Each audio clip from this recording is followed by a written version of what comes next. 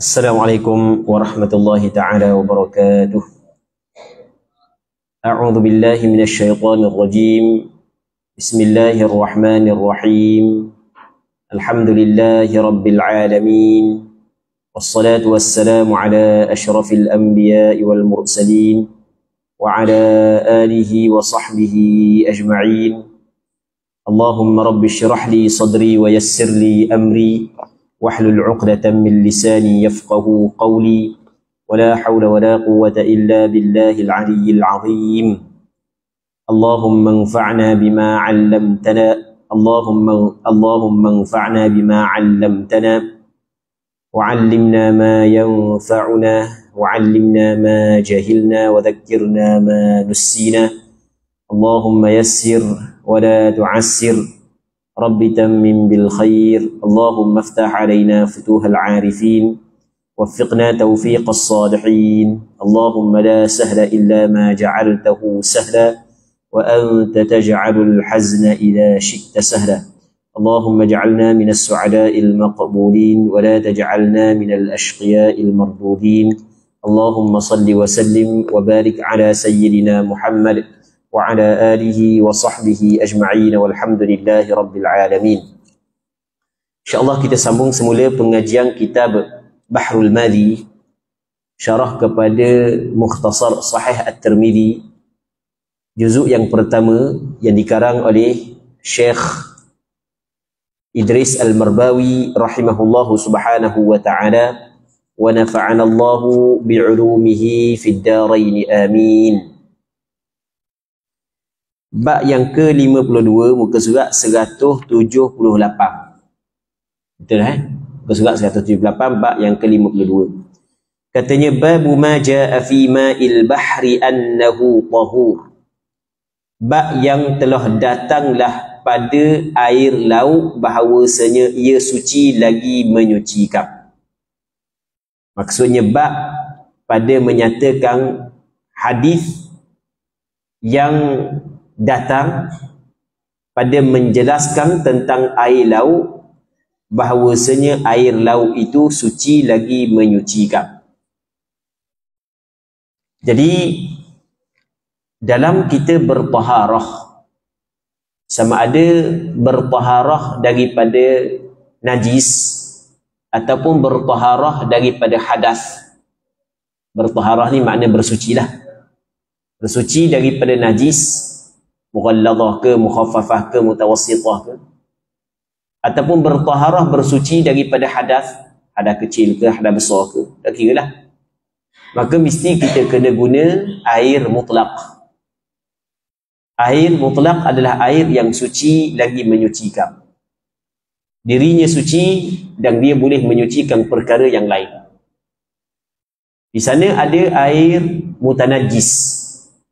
Diri dia sendiri tidak suci, lebih-lebih lagi tidak benda untuk menyucikan perkara yang lain, tidak boleh.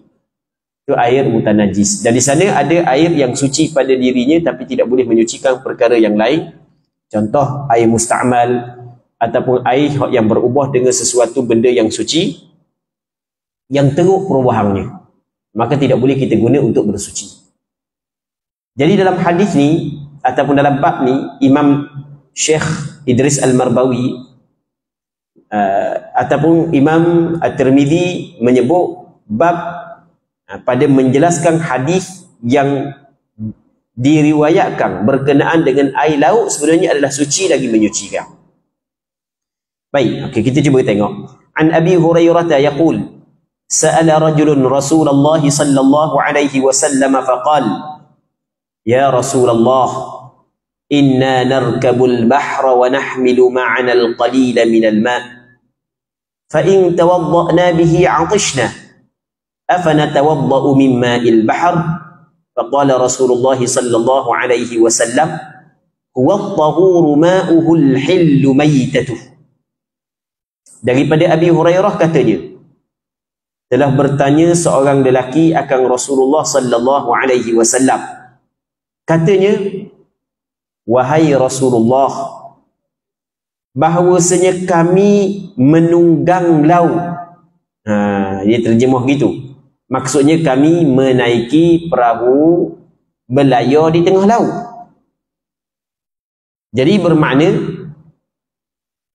ataupun daripada hadis ni kita dapat mengeluarkan hukum bahawasanya kita naik kapal, kalau zaman kita fiber gilau, hukum dia adalah dibolehkan. Orang tanya, hok gitu pun duk bincang. Jangan hok gitu duk bincang. Yang kata gitu. Sebab setiap perbuatan kita terikat dengan hukum. Jadi ketika kita nak mengatakan harus sesuatu perkara, tidak harus sesuatu perkara yang lain, pada asasnya mesti kena ada sandaran. Jadi di zaman Rasulullah sallallahu alaihi wasallam ada sahabat belayar, ada sahabat naik kapal, duduk di laut.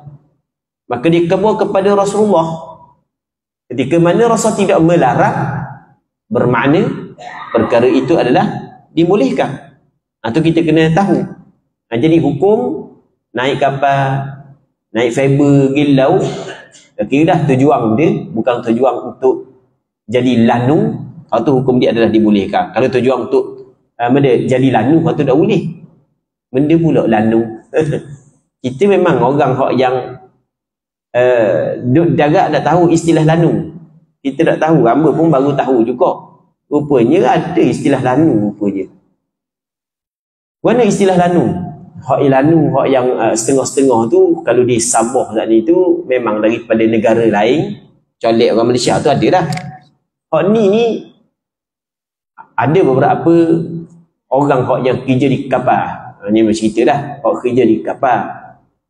Ditanya apakah hukum kita ambil duit daripada duit hak yang kru kapal tu bagi sebab dia jual minyak ke lanu.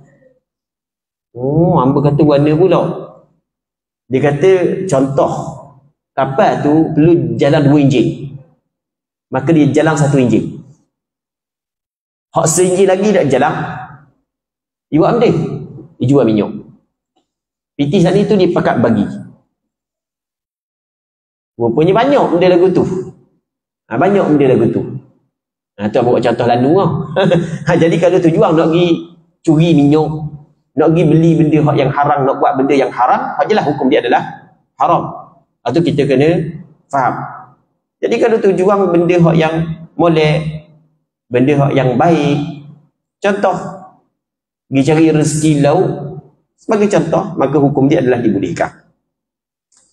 Wahai Rasulullah, bahawasanya kami belayar di atas laut dan kami membawa, tanggung ni membawa, serta kami akan sedikit daripada air, bawalah air untuk minum. Dulu taklah selaju zaman kita, kapal dulu tak ada enjin-enjin macam zaman kita. Zaman kita laju, zaman dulu pakai pergerakan angin saja, pakai layar gitu je, ataupun kayu atau pakai layar. Katanya kami bawalah sedikit daripada air untuk kami minum. Air tak banyak, maka jika kami mengambil wudu dengannya, dahagalah kami. Kalau kami guna air untuk berwudu, maka habis air untuk kami minum. Satu. Baik. Adakah boleh, kata dia tanya Rasulullah sallallahu alaihi wasallam, adakah boleh kami ambil wuduk daripada air laut? Boleh tak kami nak ambil wuduk daripada air laut? Jawapannya, maka sabda Rasulullah sallallahu alaihi wasallam ialah, yakni air laut suci airnya, dia at-tahur, menyucikan airnya. Airnya suci lagi menyucikan. Maksudnya boleh digunakan untuk berwuduk. Bukan setakat boleh digunakan untuk berwuduk, perkataan tahur menyucikan juga boleh digunakan untuk mandi wajib. Boleh digunakan untuk basuh begok, basuh kecing, basuh najis. Sebab Rasul kata at-tahuru ma'uh, air yang menyucikan, itu makna tahur. Bukan suci saja, bukan hanya suci pada diri dia, bukan boleh menyucikan perkara yang lain. Baik. Orang hok duk laut, dia tidak sama dengan orang duk darat. Orang duk laut tak sama dengan orang duk darat. Orang duk darat, langkah dia lebih luas berbanding dengan orang duk laut. Nak cari makanan mudah duk darat daripada duk laut. Kita di ke laut lah ni. Kalau bawa nasi lemak 3 buku, tak bawa dapur apa sekali, 3 buku tu bukan lang kita. Boleh makan sedap sikit kalau bawa orang hok mabuk. Orang mabuk dia bawa makanan banyak. Tu boleh makan sedap sikit kita. Hak tu lah. Jadi dia tak boleh makan dah. Orang hok yang pergi ke laut biasa lah. Dia faham lah. Hok yang bercerita ni, orang tak pergi laut, tak faham kan. Jadi kita pergi ramai-ramai. Hok kawan-kawan hok yang biasa, nak pergi apa pagi, nak pergi sari. Esok balik lah. Tak biasa pergi, dia beli makanan banyak. Kita suka dah. Tak pergi habis aku makanan ni. Dah mutah ke tak boleh dah makanan. Hok bahang mana? Hok sego ni bahkan nak wakah kah? Makan bengok-bengok. Jadi kita nak kabarnya duduk laut ni terbatas makanan. Tak sama macam kita duduk di darat. Maka apabila sahabat tanya tentang berwuduk dengan air laut, Rasul jawab hukum dia dibolehkan. Rasulullah sallallahu alaihi wasallam ingin menjelaskan perkara hak yang penting lagi kepada orang hak yang, ataupun perkara hak yang juga dianggap penting kepada orang hak yang duduk laut, iaitu tentang makanan. Kata Rasulullah, al-hillu maitatu. Padahal dia tak tanya pun, sahabat tak tanya pun. Halal bangkainya, bangkai laut halal ke? Jenis benda hak yang hidupan air, selama mana dia bukan racun, dia tidak mendatangkan mudarat, bukan racun, bukan mendatangkan mudarat, maka hukum dia adalah halal.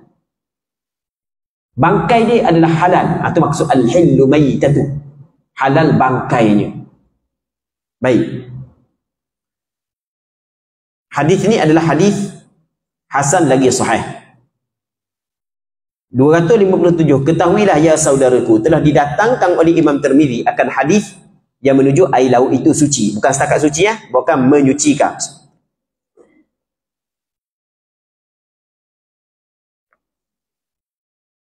Bukan hanya suci, bukan menyucikan. Dan begitu juga ada beberapa ilmu yang dapat dipetik, beberapa ilmu, beberapa pengetahuan yang dapat dipetik, yang dapat diambil daripada hadis ini. Dengarlah. Demikian bunyinya hadis. Hadis kita baca dah, terjemahan kita baca dah. Okey, kita tinggal hak tu sebab benda yang sama. Maka hadis ini telah dikeluarkan oleh Imam Syafi'i di dalam kitab Al-Um. Hadis ni juga dikeluarkan oleh Imam Syafi'i dalam kitab Al-Um. Al-Um adalah kitab yang dikarang oleh Imam Syafi'i. Kata Abu Isa At-Tirmizi, dan pada bab ini ada riwayat daripada Jabir dan Salman Al-Farisi, dan bermula hadis ini hasan lagi sahih. Kata Imam Tirmizi, masalah air laut dan hukumnya. Kata Abu Isa, dan ialah yakni seperti pada hadis dalam masalah 257, itulah perkataan kebanyakan fuqaha. Fuqaha ni orang yang alim fiqh. Dia sebut perkataan fuqaha adalah perkataan jamak daripada mufradnya faqih. Faqih ni orang alim fiqh. Suatu ketika dahulu perkataan faqih, orang alim fiqh, digunakan kepada ulama-ulama mujtahid yang seperti Imam Syafi'i, Imam Hanbali, Imam Hanafi, suatu ketika dahulu. Kemudian oleh kerana kebelakangan mujtahid tidak ramai, akhirnya fuqaha saat itu digunakan kepada orang yang betul-betul alim fiqh, walaupun tidak sampai kepada mujtahid. Baik. Jadi kata dia, pandangan yang mengatakan, ataupun pandangan yang mengatakan air laut suci lagi menyucikan adalah pandangan kebanyakan ulama fiqh daripada sahabat-sahabat Nabi sallallahu alaihi wasallam. Setengah daripada mereka itu, sebahagian daripada mereka itulah Abu Bakar, di pandangan Abu Bakar, Umar bin Al-Khattab, Ibn Abbas. Dan tiada memikir mereka itu akan salah. Tiada memikir, maksudnya tiada memikir, tiada berpandangan mereka itu akan salah dengan mengambil wuduk daripada air laut. Mereka itu tidak berpandangan salah mengambil wuduk daripada air laut. Bahkan pandangan mereka boleh mengambil wuduk daripada air laut. Namun, dan sesungguhnya telah memakruhkan oleh setengah daripada ashab Nabi sallallahu alaihi wasallam, setengah daripada sahabat Rasulullah mengambil air sembahyang dengan air laut itu. Ada sebahagian daripada sahabat Rasul kata makruh. Macam mana tak payahlah. Namun sebahagian yang lain mengatakan tak ada masalah. Antara hak yang kata tak ada masalah tadi, Abu Bakar, Umar, Ibnu Abbas. Antara hak yang mengatakan makruh adalah setengah daripada mereka itu ialah Ibnu Umar dan Abdullah bin Amr Al-As. Abdullah bin Amr bin Al-As. Dan kata Abdullah bin Amr ialah api, yakni lapisannya di atas api. Air laut ni dia kata bawah ada api. Mungkin kawasan-kawasan tertentu hak yang ada kawasan-kawasan tertentu bawah laut ada api kan. Baik. Itu pandangan sebahagian yang lain. Jadi pandangan sebahagian mengatakan boleh guna, sebahagian yang lain mengatakan makruh. Masalah belayar di laut laki-laki dan perempuan. Kata Ibnul Arabi adalah pada hadis dalam masalah 257 itu, iaitu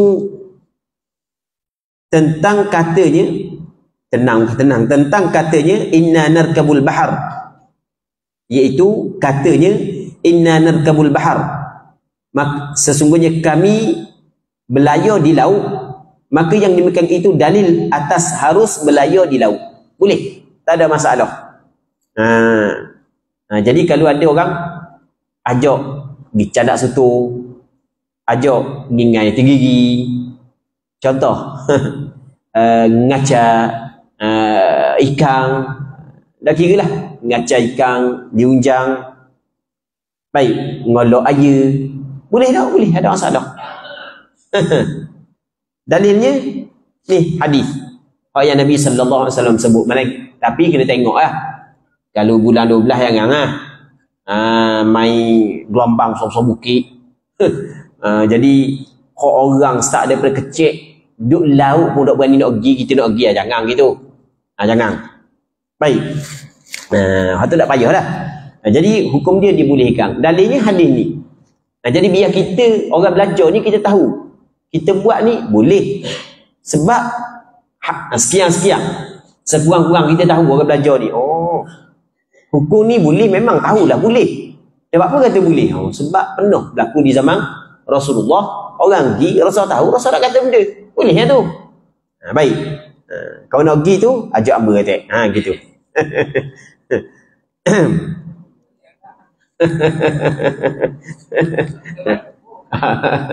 Boleh ya.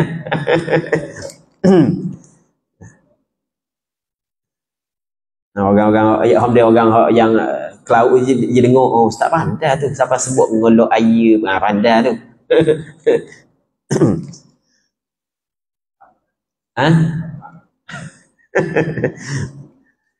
Katanya,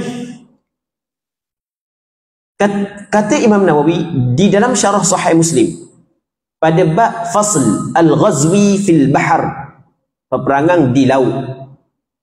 Dia ada dalam kitab syarah Sahih Muslim yang dikarang oleh Imam Nawawi adalah faslun ataupun faslul ghazwi fil bahr, fasal pada menceritakan tentang peperangan di laut. Harus belayar di laut bagi laki-laki dan perempuan. Begitulah mengatakan dia oleh jumhur majoriti ulama. Dan telah memakruh oleh Imam Malik belayar di laut bagi perempuan. Kerana bahawasanya tiada mungkin mereka itu pada ghalibnya bertutup tubuh di dalamnya. Ini cara dululah. Jadi orang puang dia kata makruh, kata Imam Malik. Sebab dia, sebab kan duduk laut tu lama. Tempat-tempat nak qada hajat tak ada dulu. Jadi payah orang puang. Orang lelaki ni nak kecing. Kecing sikit tengok kat luar.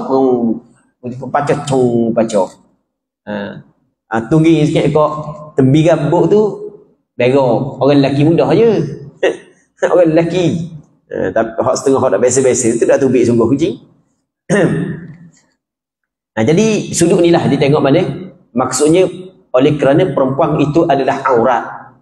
Maka payah untuk terjaga ketika dia belayar di laut, di zaman dia. Tapi kalau dia tengok di zaman kita ni, mungkin hukum dia berbeza. Satu bot besar ni, yang sampai di mana, tepi ala dunia dia ni tu, memuatkan orang berapa puluh ribu, berapa tekak, macam hotel besar duduk tengah laut tu, zaman kita. Hebat zaman kita. Baik.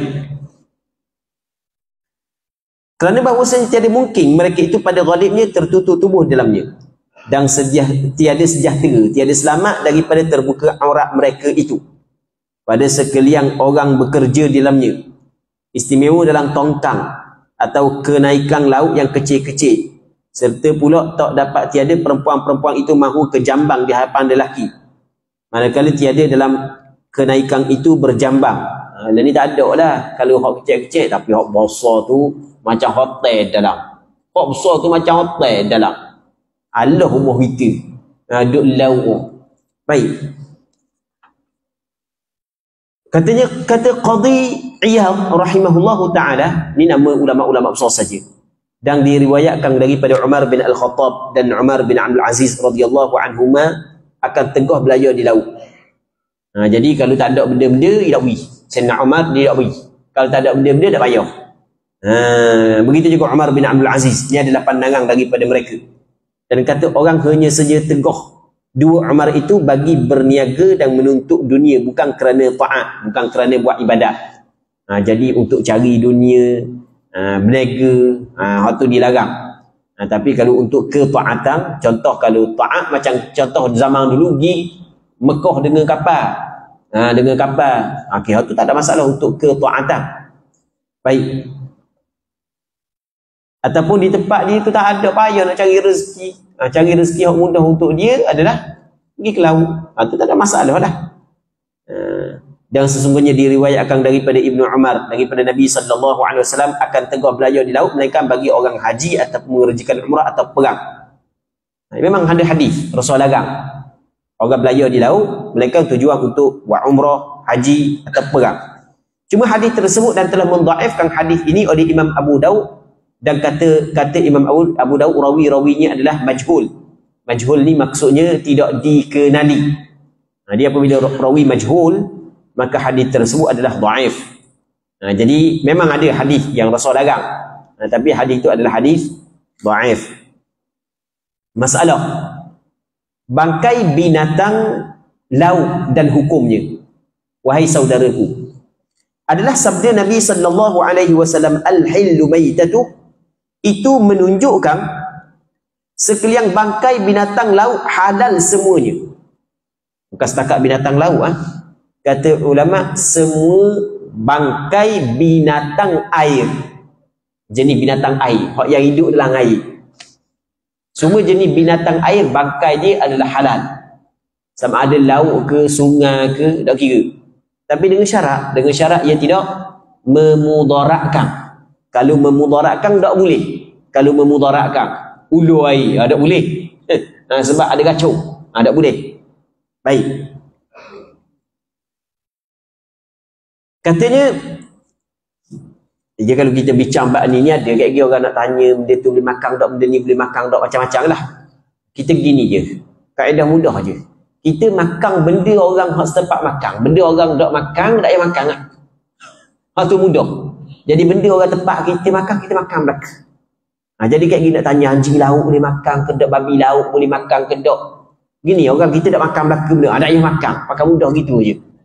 Okey. Boleh faham kan? Sebenarnya ada perbincangan di kalangan ulama. Ada perbincangan di kalangan ulama berkenaan dengan permasalahan tersebut. Cuma kita nak kata bahawa ni berkenaan dengan binatang-binatang hak yang kita nak cerita halal saat itu, binatang air saat itu, kita pakai mana? Orang hak tempat kita makan, kita makan. Hak tempat kita tak payah makan, tak usahlah nak makan. Kalau kita kabur pun tak makan juga. Kabur pun tak makan juga. Okey gitu. Tak lalu tau. Katanya adalah sabda Nabi SAW, al-hillu maitatu, halal bangkainya itu menunjukkan sekalian bangkai binatang laut halal semuanya. Dia pada asalnya semua binatang yang hidup kalau boleh makan mesti kena sembelih terlebih dahulu. Mesti kena sembelih terlebih dahulu. Melainkan ikan dengan belalang. Ikan halal. Bangkai dia halal. Jadi apabila bangkai dia halal, maka tidak disyaratkan sembelih terlebih dahulu. Tak perlulah cari pisau nak sembelih dulu, tak perlu. Maksudnya tak wajib buat gitu. Sebab bangkai dia halal, maka tidak diwajibkan sembelih. Dia pada asal, mengulang sekali lagi, pada asalnya setiap binatang yang hidup yang boleh kita makan, untuk menghalalkan binatang tersebut mesti kena proses penyembelihan syar'i. Dia proses penyembelihan syar'i ini bukan mesti kerak dia tekok je. Dia ada beberapa kaedah. Kita sembelih syar'i ni mesti kerak di tekok Jadi kena putus halqum dan putus kat merah. Jadi kalau orang bagi ayam hutang kita sebagai contoh, tengok tu tekok dak putus, harang lalu, nanti dulu, sabar dulu.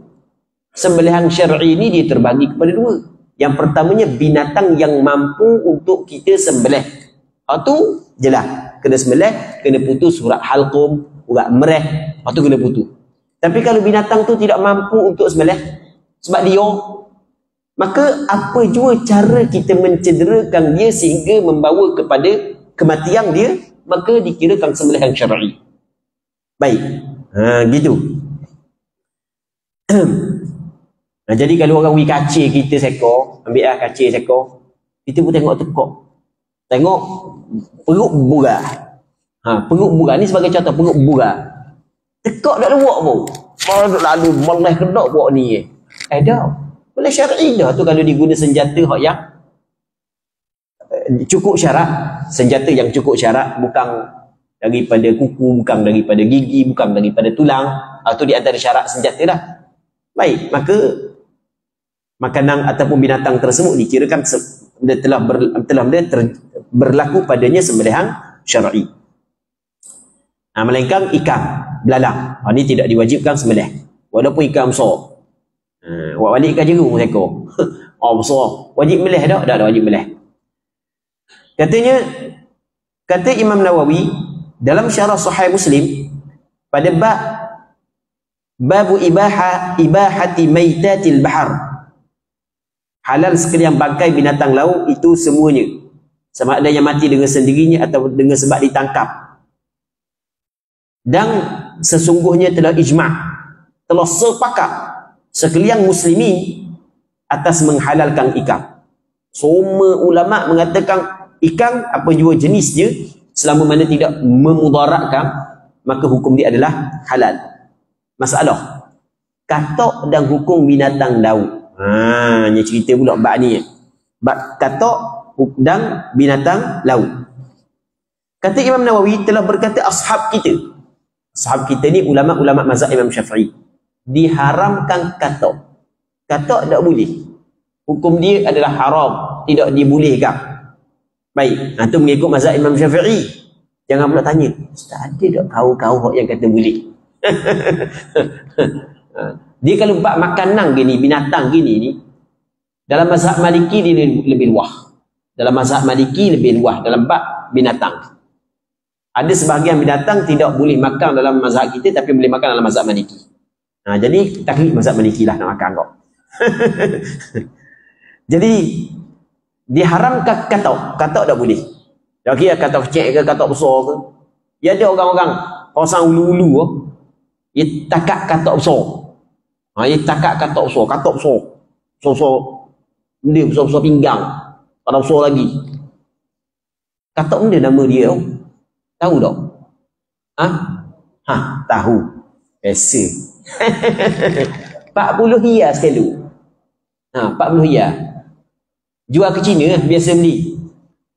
Baik, dia takat dia akang, dia kata hamba tak makan, hamba takat je. Dia ada cerita, ingat cerita, siapa ceritakan bekas qadi, hamba lupa dah. Cerita lama dah, cerita lama. Bekas qadi Mamang dulu. Dr. Liyah ke siapa ceritakan, hamba cerita, dia ingat dah. Dia kata dia pergi mengajar di air putih. Air putih je. Air putih je. gajah putih. Hari tu hujang sampai tu habis. Tapi cerita lama dah Tok Bila tak ada belaka. Habis tak ada. Rupa-rupanya pergi kejar katak.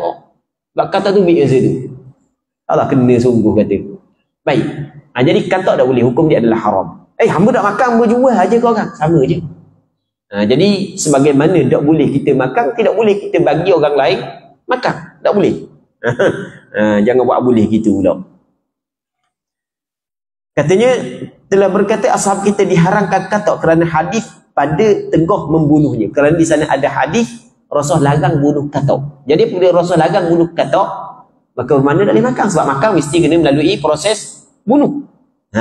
Gitu. Kata mereka itu ulama.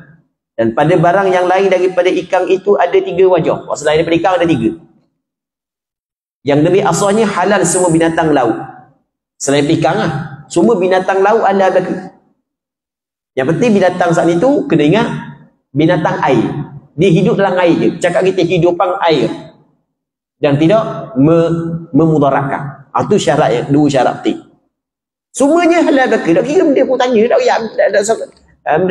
payah cakap banyak lah. Kaedah umum, segala hidupan air hak yang tidak mendatangkan mudarat halal bagi. Okey. Yang kedua, pandangan yang kedua, lain daripada ikan tak halal. Lain daripada ikan tak halal. Ada pandangan lain daripada ikan tidak halal. Kita udang mazhab Syafi'i halal. Tapi tahu tak di sana ada pandangan yang mengatakan tidak halal. Mazhab Hanafi tak boleh. Mazhab Hanafi tidak halal. Baik.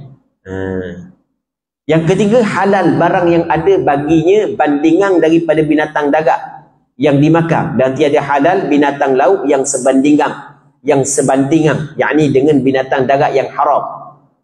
Jadi kalau binatang ni ada bandingan dengan binatang darat hak halal, maka boleh makan. Lembu laut sebab kita tak kalau ada. Okey. Darat ada kan? Okey, anjing laut. Anjing tak boleh makan. Anjing laut tak boleh kot . Okey, ada pandangan begitu. Baik. Dia kena tengok. Maka atas kaul yang ketiga ini halal dimakan kuda laut dan biri-biri laut dan kijang laut ni kalau ada. Dan haram anjing laut dan babi laut dan keldai babi laut. Dan kata Imam Nawawi, inilah tafsil mazhab kita. Ni perincian dalam mazhab kita. Mazhab kita ada 3 pandangan saat ni. Jadi pandangan hak yang lebih betul, pandangan hak atas kan. Apa jua jenis binatang laut, selama mana ia tidak mendatangkan mudarat, boleh kita makan. Tak ada masalah. Dan setengah daripada mereka yang berkata ia dengan halal sekalian binatang laut, melainkan katak saja, ialah Abu Bakar As-Siddiq, Sayyidina Abu Bakar. Dia kata semua jenis binatang laut halal mereka, melainkan katak Abu Bakar. Sama dengan pandangan yang asal dalam mazhab Imam Syafi'i. Sayyidina Umar, Uthman dan Ibn Abbas radhiyallahu anhum. Tengok 4 orang sahabat besar yang mengatakan halal. Dan mengharus oleh Malik maka katak dan sekalian binatang laut. Tadi kita cerita dah. Katak sekalian binatang laut halal mengikut mazhab Maliki. Sudah. Kayak lagi boleh gula rupanya kok ni. Sebab ada pandangan. Baik. Ada pandangan tak ada masalah nak bertaklid pandangan. Tapi dia adalah perincian lagi. Perincian lagi. Tapi jangan pula ustaz kata halal, jok buat gula-gula, jok ustaz makan. Selok gitu. Dia maksudnya ada pandangan yang mengikut sebahagian mazhab halal, bukan mesti kita ikut pandangan tersebut. Dan kata Imam Abu Hanifah tidak halal melainkan ikan. Ketang, udang tidak halal mengikut mazhab Abu Hanifah.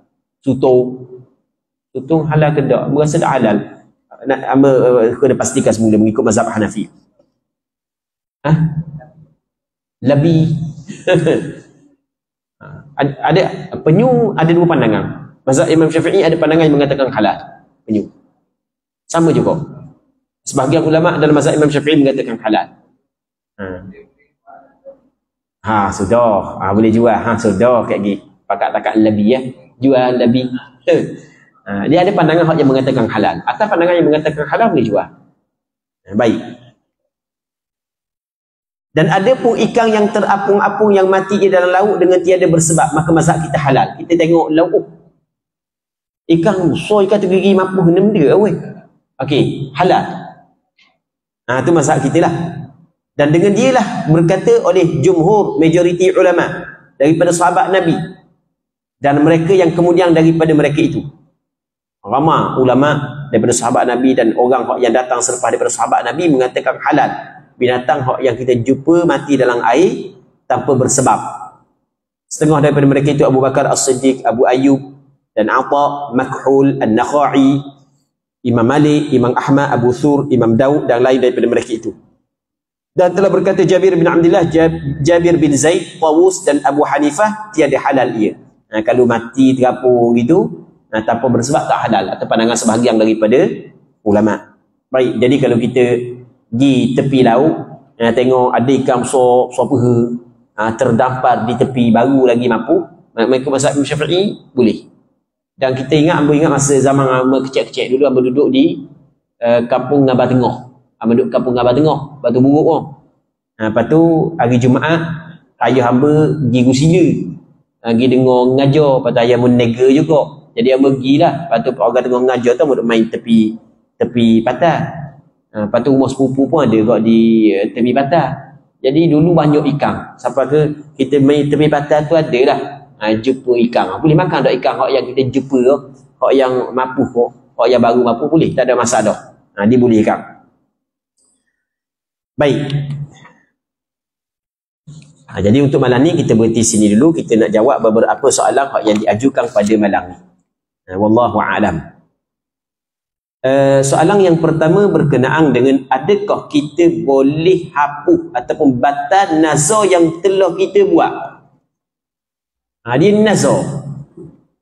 Lepas tu dia nak batal balik nazar. Dia boleh ke tak? Okey. Nazar dia tidak boleh dibatalkan semula.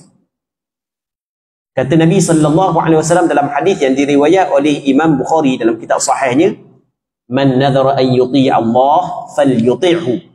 Sesiapa yang bernazar untuk melakukan ketaatan kepada Allah, maka hendaklah wajib dia melakukan ketaatan tersebut. Dalam Al-Quranul Karim Allah Subhanahu wa taala berfirman, wal yufu nudhurahum. Hendaklah mereka itu menyempurnakan nazar-nazar mereka. Nazar tidak boleh ditarik semula. Apabila kita bernazar, maka wajib kita kena melakukan apa hak yang kita nazar. Baik, okey, ini soalan yang pertama. Soalan seterusnya, boleh tak Assalamualaikum Ustaz. Waalaikumsalam. Boleh tak Ustaz jelaskan hukum memegang Al-Quran tanpa wudu? Saya tak ada wudu, tiba-tiba saya nak selamatkan Al-Quran daripada dipijak oleh kucing. Bolehkah saya pegang Al-Quran tersebut? Bagaimana pula hukum memegang Al-Quran terjemahan? Masalah hukum pegang Al-Quran bagi orang yang tidak ada wudu, hukum dia adalah haram dengan kesepakatan 4 mazhab. 4 mazhab kata tak boleh pegang Al-Quran bagi orang yang tidak ada wudu. Kerana dalam Al-Quran Allah Subhanahu wa taala berfirman, la yamassuhu illal mutahharun tanzilun min rabbil alamin. Al-Quran ini tidak boleh disentuh akan dia melainkan al-mutahharun, maksudnya orang yang bersuci. Sebab perkataan al-mutahharun ni ada beberapa penafsiran. Antara penafsirannya adalah tidak boleh menyentuh Al-Quran melainkan orang yang bersuci. Bukan kembali kepada Lauh Mahfuz. Kerana tanzilun min rabbil alamin, ayat selepasnya adalah diturunkan. Lauh Mahfuz tidak diturunkan. Hak yang diturunkan adalah Al-Quran ini. Majoriti ulama mengatakan tidak boleh pegang Al-Quran ketika kita tidak ada wudu. Baik. Namun dalam hal-hal tertentu boleh kita pegang Quran tanpa ada wudu. Okey, sebab kita tak boleh pegang Quran tanpa ada wudu, jawapannya adalah untuk memuliakan Al-Quran. Kita tengok Al-Quran jatuh pada tempat yang hina. Okey, kita tengok Quran jatuh pada tempat yang hina. Maka demi untuk menyelamatkan Al-Quran, walaupun kita tidak ada wudu, maka dibolehkan. Tak ada masalah. Sebab dia kita nak ambil saat itu adalah untuk dia memuliakan Al-Quran. Tapi kalau kita tengok Quran duduk pada satu tempat, kita bimbang ada orang lakoh duduk tempat tersebut, ataupun bimbang kucing lakoh, ataupun kucing duduk main atas Quran. Sebagai contoh kan, satu tempat. Maka kita nak taklah tempat tinggi sikit. Ketika tu tak boleh, kena ambil wudu. Tu tak boleh, kena ambil wudu. Ya, tak ada air nak ambil wudu, tayamum. Tanah ada, sapu muka, sapu tangan, ambil Quran, tak, sipak. Baik. Adapun terjemahan Al-Quran, antara hak yang dibincang oleh ulama fiqh berkenaan dengan menyentuh terjemahan Al-Quran. Di terjemahan Al-Quran dia terbagi kepada dua. Yang pertamanya adalah, ataupun hak yang dibincang dalam kitab fiqh. Dalam kitab fiqh dia bincang tentang tafsir Al-Quran. Dia bincang tentang tafsir Al-Quran. Di tafsir Al-Quran dia ada dua jenis. Yang pertamanya adalah penafsiran saat itu berlaku di celah-celah ayat. Bismillah. Nabi Bismillahirrahmanirrahim. Dia pun Allah adalah alamun ala az-zat al-wajibil wujud sebagai contoh. Itu ditafsir. Ar-Rahman. Ar-Rahman dia pun tafsir makna Ar-Rahman. Ar-Rahim. Alhamdulillah dia tafsir. Maksudnya ayat Quran sikit, lepas tu awak bagi tafsir. Kalimah ayat Quran sikit, awak bagi tafsir. Macam tafsir Jalalain. Maka kalau begitu kedudukan tafsir, dia awak mari ayat Quran sikit, 2-3 kalimah, lepas tu dia awak mari tafsir. Maksudnya tafsir diselangi di celah-celah ayat. Maka kena tengok mana banyak huruf tafsir berbanding dengan huruf ayat Quran. Kalau banyak huruf tafsir, maka boleh kita pegang, bukan setakat pegang tafsir tersebut, bahkan pegang sekali dengan ayat Quran boleh, tak ada masalah. Sebab dia tidak dinamakan sebagai mushaf pada ketika itu. Yang pertama. Yang keduanya adalah tafsir yang dia tulis ayat Quran tengah, macam gini, Quran duduk tengah, lepas tu dia pun tafsir tepi. Itu kategori yang kedua. Dan kalau kita tengok terjemahan Quran sekarang ini begitu. Maksudnya ayat Quran tengah, terjemahan tepi. Baik. Jadi kalaulah terjemahan saat itu lebih banyak daripada ayat Quran, maka untuk kita pegang dia dibolehkan, tapi dengan syarat jangan pegang kawasan yang ada ayat Al-Quran. Itu cara dia. Wallahu a'lam. Solat hajat yang didirikan di waktu malam, apakah boleh bacaan dibaca dengan jahar atau baca secara sir? Mana yang lebih baik, solat hajat secara jemaah ataupun bersendirian? Solat hajat secara berjemaah ataupun bersendirian. Kata dia, solat hajat yang didirikan di waktu malam, apakah boleh bacaan dibaca dengan jahar? Jahar bahasa Arab, nyari. Atau baca dengan perlahan. Dia sembahyang malam, disunatkan kita baca sebagai sunat malam, disunatkan di antara jahar dengan sir. Itu disunatkan. Jadi baca kuat, slow. Maksudnya bukanlah terlalu nyaring dan bukanlah terlalu faham. Begitu sembahyang di tengah malam. Manakah yang lebih afdal, lebih baik solat hajat secara berjemaah ataupun bersendirian? Wallahu a'lam. Hamba tak tahu mana lebih afdal di antara sembahyang berjemaah ataupun bersendirian. Boleh untuk kita sembahyang berjemaah dan boleh kita sembahyang secara bersendirian. Nak kata mana lebih afdal, hamba tak tahu, kerana perlu kepada kajian. Kita tidak boleh meletakkan hak ni lebih afdal daripada hak ni, melainkan berdasarkan kepada dalil. Sebab benda ni adalah benda yang ghaib. Jadi hamba tak tahu. Wallahu a'lam. Ada setengah golongan mengatakan demokrasi pilihan raya yang diamalkan di negara kita ini hari ini bertentangan dengan sunnah Nabi SAW. Ia adalah ciptaan orang kafir yang ingin menghancurkan Islam. Demokrasi yang diamalkan hari ini banyak memberi mudarat kepada negara dan umat Islam, seperti menimbulkan banyak perpecahan, perselisihan dan permusuhan di kalangan umat Islam. Apakah hukum orang Islam yang tidak terlibat dalam parti politik yang diamalkan sekarang ini? Baik. Kalau kita kaji sejarah demokrasi, kita akan dapati bahawasanya demokrasi bukanlah daripada Islam. Bukan. Demokrasi bukan daripada Islam. Baik, itu kita kena tahu asas. Dia adalah ciptaan barat. Itu kita kena faham asas. Demokrasi bukan daripada Islam. Baik. Itu kita kena faham asas. Cuma Ini secara ringkas lah, kita jawab secara ringkas. Oleh kerana negara kita mengamalkan sistem demokrasi, jadi rakyat memilih pemimpin. Apabila pemimpin dipilih, pemimpin buat undang-undang atas rakyat pula. Jadi gitu. Kita memilih pemimpin. Akhirnya pemimpin yang buat undang-undang atas rakyat. Semua hak yang kita, undang-undang hak yang kita lalui sekarang ni, semuanya dibuat oleh pemimpin. Mu bawa motor laju ni kena samang. Samang sampai ke 400 riyal, 300 riyal, 600 riyal. Sebagai contoh, mu langgar lah syarat gini, kena bayar samang. Bayar banyak sekali. Semuanya dibuat oleh pemimpin. Kesalahan ni, kesalahan berat. Hak ni, kesalahan tak berat. Kalau kesalahan buat begini, penjaga sekian. Gini, penjaga sekian. Semuanya dibuat oleh pemimpin. Benda ni, orang ni tak boleh beli. Tapi orang ni boleh beli. Juga dibuat oleh pemimpin. Tidak gitu. Pemimpin yang menetapkan. Baik. Dan hak lebih teruk daripada tu. Sampai tahap boleh disekat orang ngajar. Ada setengah daripada negara tidak boleh nak ngajar, melainkan mesti kena minta daripada pihak tertentu. Okey, itu sistem demokrasi.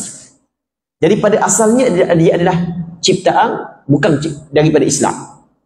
Tetapi oleh kerana negara kita mengamalkan sistem demokrasi, andai kata orang baik tidak terlibat dengan perkara tersebut, sudah pasti perkara tersebut akan diambil oleh orang yang tidak baik. Dan kesannya jelas. Semua akan melalui. Maka daripada sudut itulah menjadi kewajipan kepada orang Islam juga terlibat. Tujuannya adalah untuk memastikan, ini rakyat secara ringkas, untuk memastikan agama Islam tidak diperkotak-katikkan, tidak dipermainkan. Baik. Okey, itu asas. Dan untuk memastikan kita dapat menghalangkan kemungkaran, tidak secara keseluruhan, tapi sebahagian besar. Untuk memastikan kita mampu menyuruh orang melakukan kebaikan, tidak secara keseluruhan, tapi dalam bentuk hak yang besar. Maksudnya, benda hak yang kita tidak boleh buat secara keseluruhan, jangan tinggal kesemuanya. Baik. Jadi pendek kata, oleh kerana sistem negara kita mengamalkan sistem demokrasi, maka menjadi kewajipan kepada orang kita terlibat dengan perkara tersebut untuk menjaga. Kalau sekiranya orang Islam tak ada terlibat langsung, orang bukan Islam, agak-agak hak orang Islam terbela ke tak? Tak, hak orang Islam tidak terbela. Dipermainkan saja orang Islam. Jadi kita mengamalkan sistem demokrasi, maka macam hak yang berkebut tadilah. Dan kita tidak nafikan ada negatifnya sistem demokrasi. Kita tidak nafikan. Punca daripada demokrasi ni berlaku perbalahan sama-sama kita. Itu kita tidak nafikan. Ada mudaratnya. Tapi kita tidak nafikan manfaat dia juga cukup besar. Baik. Jadi orang yang masuk dalam bidang ni mesti kena isi dengan akhlak. Agama kita adalah agama akhlak. Jadi apabila kita isi dengan akhlak, maka benda-benda yang negatif saat itu dapat dielokkan. Apakah hukum membawa balik makanan yang diadakan di masjid? Okey, hukum dia tengok. Kalau sekiranya makanan saat itu diberi kepada kita, jadi pihak masjid kata dia siap makanan beri kepada kita, maka tak ada masalah lah, dia beri kepada kita, kita nak makan mana pun. Dia bukan mesti wajib makan di masjid. Makan di masjid, makan di luar daripada masjid, rumah kita sama je luar masjid dengan rumah kita. Baik, jadi tak ada masalah lah. Hak tak bolehnya, hak ni tak boleh.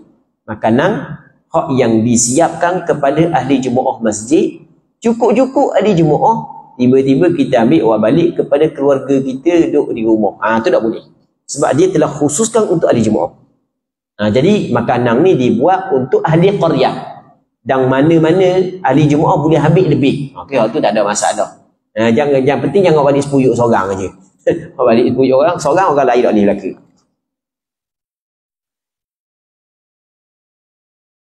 Apakah hukum seorang perempuan memberi duit kepada bakal suaminya sebagai duit mas kahwin bagi perkahwinannya? Tu dia. Jadi orang puas, dia bagi duit kepada bakal suami sebagai duit mas kahwin bagi perkahwinannya. Apakah hukum? Okey, orang puan bagi duit kepada orang lelaki boleh ke tak? Boleh. Bukan curi.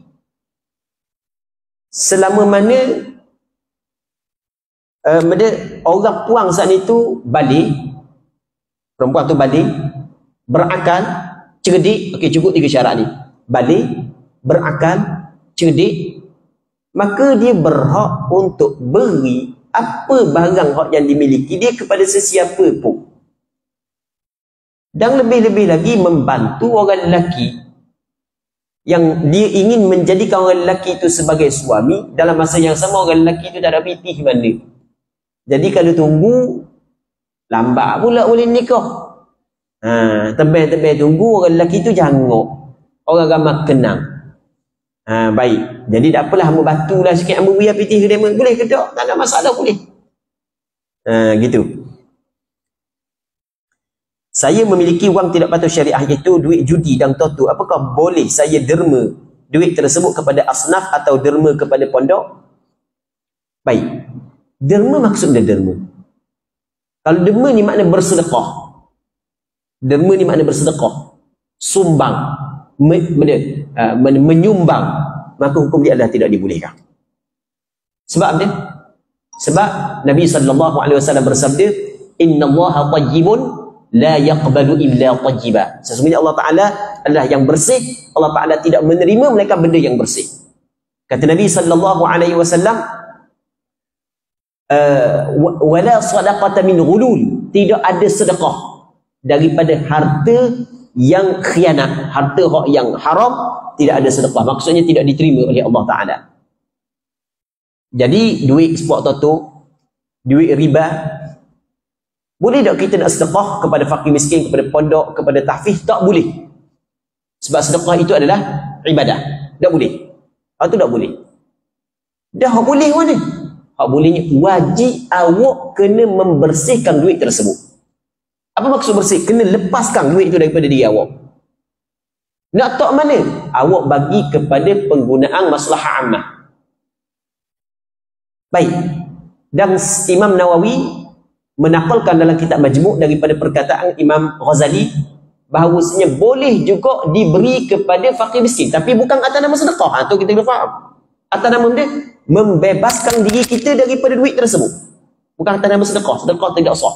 Boleh pahala sedekah, tak boleh pahala sedekah, tapi boleh pahala kita melepaskan diri kita daripada benda yang haram. Boleh pahala sudut tu. Itu kita kena faham. Itu kena faham. Nak bagi ke pondok ke nak bagi, tapi kena kabur sepatah nak pergi pondok. Sebab bukan kan kita kena faham sebahagian daripada dia benda yang haram dia ada dua. Yang pertama, zat dia haram. Contoh babi, anjing, binatang hak yang tidak disembelih, bangkai. Hak tu zat dia haram. Di sana bukan haram zat dia, tapi haram usaha. Duit sport toto hak boleh zat dia. Tikang nombor ekor zat dia tu boleh. Duit itu tak haram, zat dia tak haram. Zat dia tak haram. Hak yang haram dia usaha. Jadi apabila hak haram usaha, maka kita kena bebaskan. Jadi tuang hak yang berusaha saat itu haram, tapi boleh sampai kepada orang tak haram tau. Sebab orang saat itu bukan berusaha benda yang haram. Ini pandangan majoriti ulama. Cuma walau bagaimanapun, kalau kita nak giata tempat tahfiz pondok ni, kita budak-budak pelajar pondok, pelajar hafiz ni, kita kalau boleh nak beri makan kepada dia saat itu benda-benda yang betul-betul bersih. Benda yang betul-betul bersih. Tapi daripada segi hukum boleh makan tau. Cuma benda tu masih lagi ada pandangan segelintir ulama kata bermasalah. Majoriti kata tak masalah. Kita nak pastikan benda tu betul-betul bersih. Jadi kalau nak bagi tu, bagi kabur sepatah. Kabur sepatah jadi kita tidak guna untuk makanan. Kita guna untuk benda-benda yang lain. Sebagai buat jalan ke, atau buat pagar ke. Sebagai contoh. Baik.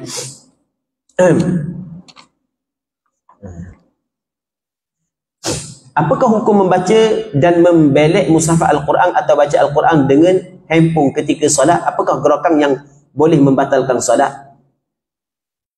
Kita tengah semayang, kita baca Quran guna handset. Hukum dia benda? Hukum dia adalah dibolehkan mengikut pandangan majoriti ulama. Mengikut pandangan majoriti ulama dibolehkan. Aisyah mempunyai seorang bekas hamba abdi nama dia Zakwan. Yang mana Zakwan pernah menjadi imam kepada Aisyah radhiyallahu taala anha, yang mana beliau membaca Al-Quran dalam sembahyang dengan melihat kepada Quran. Dia melihat kepada Quran sama baca Quran dengan tengok dalam handset, sama je. Sama je. Cuma orang yang tengok dalam handset tadi tu jangan buat gerak banyak. Lebih daripada 3 kali jangan. Tapi kalau dengan jari saja tak ada masalah. Sebab anggota kecil dengan anggota besar. Itu tak boleh. Baik. Yang pertama. Yang keduanya kena jaga molek lah. Tengok baca Quran masuk WhatsApp, buka baca WhatsApp dulu kan. Itu tak boleh lah. Itu kena berhati molek benda gitu. Dah memang duduk tabiat dah begitu semua. Buka baca WhatsApp lalu dah. Takut jadi gitu. Dan ni hak yang ni benda TikTok, hak hebat TikTok kan. Katanya, apakah hukum membaca? Okey, selesai. Mak saya pernah memberi 9 tanah kepada saya, namun saya tak sempat untuk tukar nama gerang tanah tersebut kerana kesibukan kerja. Kebetulan mak saya duduk dengan adik saya. Jadi saya mak dia bagi tanah. Jadi bagi ni masa mak dia hidup, mak dia sihat, lain daripada mak dia masa mak dia sakit. Itu lain. Mak dia bagi masa mak dia sihat.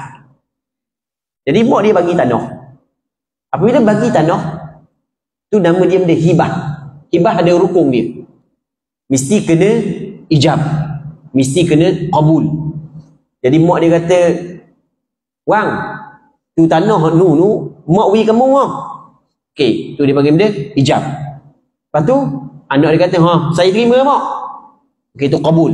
Mesti kena jelas begitu. Kalau mak dia beri anak dia dah kata dia. Tak jadi lagi.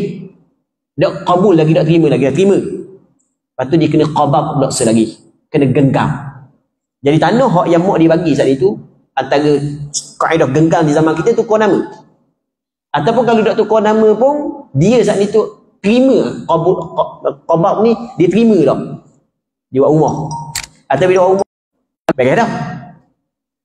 Lepas tu kalau dia buat pagar pula, tapi tak tukar nama, dia tak ada masalah. Nama ni hukum dunia je. Nama tak ada masalah tukar pun.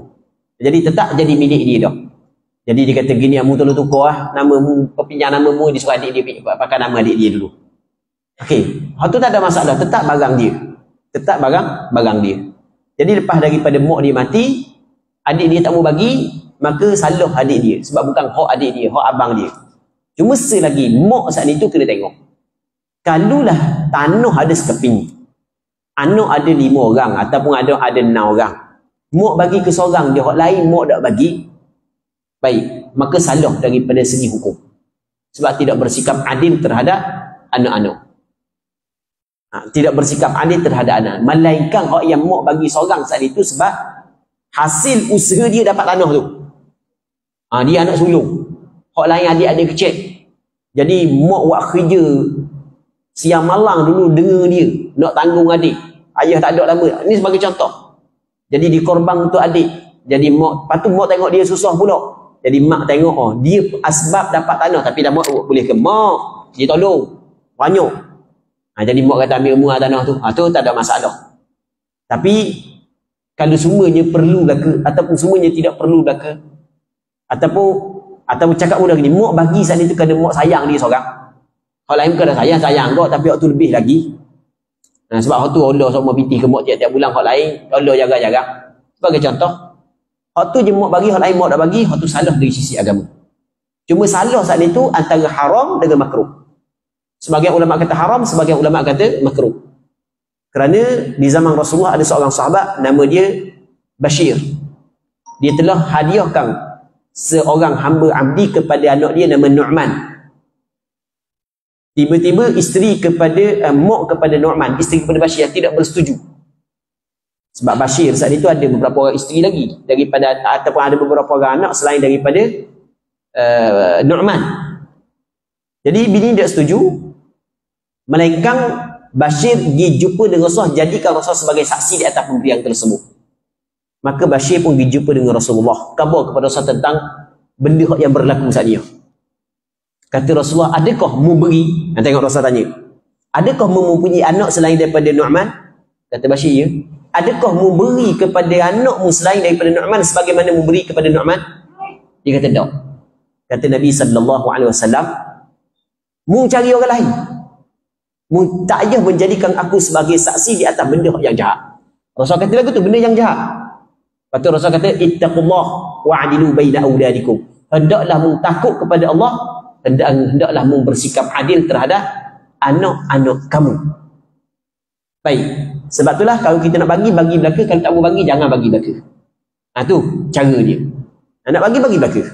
Jangan hak ni bagi, hak ni tak bagi.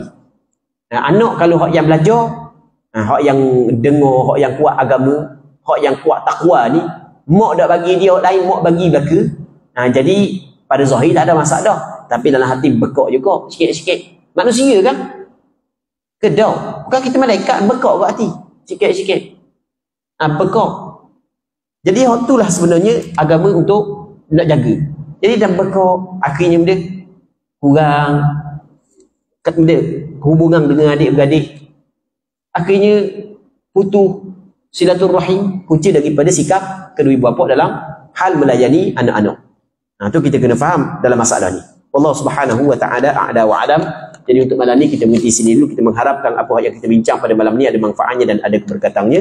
Allah Subhanahu wa taala a'la wa alam. Sallallahu ala sayyidina Muhammad wa ala alihi wa sahbihi ajma'in. Walhamdulillahi rabbil alamin.